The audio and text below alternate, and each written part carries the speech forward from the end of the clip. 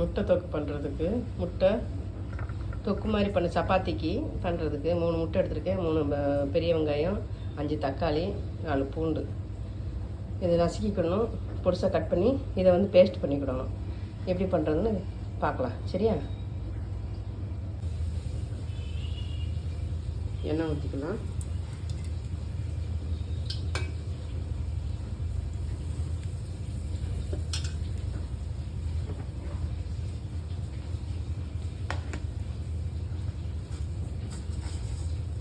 கடுகு போட்டுக்கலாம்.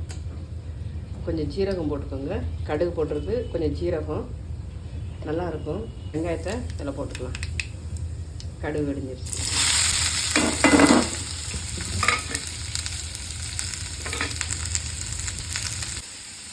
இதில் வந்து பார்த்திங்கன்னா தக்காளியும் பூண்டும் அரைச்சிருக்கோம் பேஸ்ட் மாதிரி. தொக்கு தான், அதை கட் பண்ணி போட்டால் சீக்கிரம் வேகிறது இல்லை. நல்லா அப்படியே தொக்கு அங்கங்கே தேங்க தக்காளியாக பெரிய எடுத்து கீழே போட்டுருக்காங்க பிள்ளைங்க. தக்காளி வந்து உடம்புக்கு நல்லதுங்கிறாங்க. அதனால் தக்காளியை பேஸ்ட்டு அரைச்சி ஊற்றிட்டா நம்ம வந்து அது சாப்பிட்றதுக்கு உடம்புக்கு போகும். எல்லாம் எடுத்து கீழே டஸ்ட்பினில் தான் போடுவாங்க. அதனால் இப்படி பண்ணிங்கன்னா நல்லாயிருக்கும். பேஸ்ட் அப்படி ஊற்றினா நல்லா தான் இருக்கும். சாம்பாரை தவிர மற்ற எல்லாத்துக்கும் பேஸ்ட் பண்ணி ஊற்றலாம். சாம்பாருக்கு பேஸ்ட் பண்ணி ஊற்றினா நல்லா இருவாது.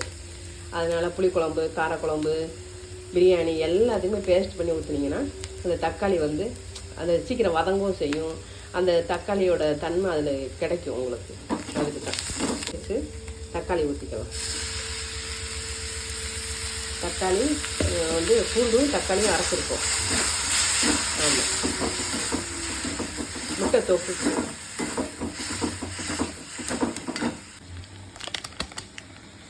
இதுக்கு குழம்பு பொடியே போடலாம். குழம்பு பொடி உங்களுக்கு தேவைன்னா சிக்கன் பொடி போட்டுக்கலாம். ஆனால் நான் குழம்பு பொடியும் கொஞ்சம் கரம் மசாலா பொடியும் போடுவேன். உங்களுக்கு எப்படி வசதியோ இப்படி போட்டுக்கோங்க. இது நான் சாம்பார் பொடி தான் போடுறேன். சாம்பாருக்கும் போட்டுக்கலாம், புளிக்குழம்புக்கும் போட்டுக்கலாம். அந்த குழம்பு அதனால் குழம்பு பொடி தான். இதில் கொஞ்சம் வந்து மஞ்சப்பொடி, கொஞ்சம் மஞ்சப்பொடி போட்டுக்கலாம். கொஞ்சம் மிளகா பொடி, காரத்துக்கு உங்களுக்கு தேவைன்னா எவ்வளோ தேவையோ அவ்வளோ போட்டுக்கலாம்.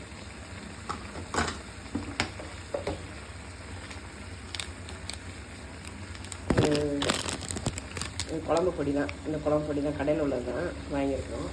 குழம்புகளுக்கு எல்லாத்துக்கும் போடுறது அந்த பொடியை போட்டுக்கலாம். கரம் மசாலா பொடி போடணுன்னாலும் நீங்கள் போட்டுக்கலாம். நான் கரம் மசாலா பொடி இல்லை, அதனால இருக்கிறத வச்சு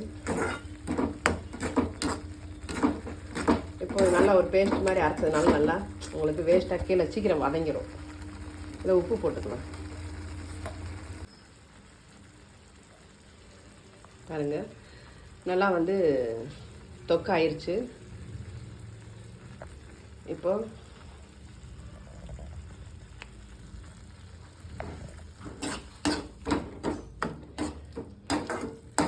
முட்டை தொக்கு இது வந்து தக்காளி பூண்டு எல்லாமே வந்து அரைச்சிருக்கிறோம். பேஸ்ட் பண்ணி நல்லா இதாக இருக்குது. இதுக்கு அடுத்து கொஞ்சம் மிளகு தூள் போடணும். சீரகம் மிளகு வந்து அரைச்சி வச்சுருப்பீங்க இல்லையா, அது சும்மா கொஞ்சம் போல் ஒரு 1/4 ஸ்பூனு போட்டுக்கிட்டிங்கன்னா கொஞ்சம் நல்லாயிருக்கும். மிளகுத்தூள் முட்டைக்கு பொதுவாக மிளகுத்தூள் போடுவோம். மிளகு சீரகம் அது பவுட்ரு பண்ணி வச்சதுனால அது கொஞ்சம் போட்டிருக்கு. இப்போது முட்டையை உடச்சி ஊற்றிடலாம்.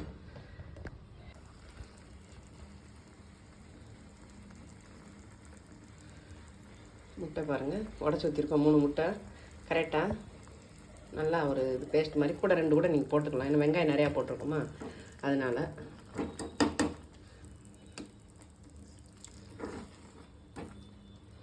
அப்படியே இந்த ஆகட்டும்.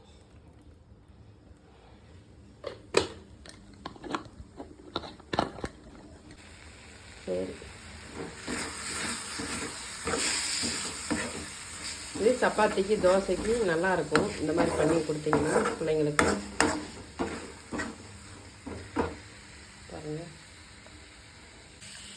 பாருங்கள் எப்படி இருக்குன்னு. சூப்பராக வந்திருக்கு தொக்கு. இந்த மாதிரி பண்ணி பிள்ளைங்களுக்கு சப்பாத்திக்கு தோசைக்கு இதெல்லாம் கொத்தமல்லியில் போட்டுக்கலாம். அவ்வளோதான்,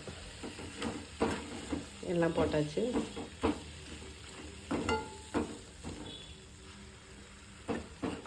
எப்படி இருக்கு பார்த்தீங்களா? பிடிச்சிருந்தா லைக் பண்ணுங்கள், சப்ஸ்கிரைப் பண்ணுங்கள், சப்போர்ட் பண்ணுங்கள். அடுத்த வீடியோவில் பார்ப்போம். ஏன்னா முட்டை தொக்கு சப்பாத்திக்கு தோசைக்கு எல்லாத்துக்கும் நல்லாயிருக்கும். ஏன்னா சாம்பார் சாதம் வச்சு கூட இதை ஓரமாக வச்சு சாப்பிட்டு பாருங்கள், சூப்பராக இருக்கும். சரியா? அவ்வளோதான், முடிஞ்சிச்சு. ஆஃப் பண்ணிட்டேன்.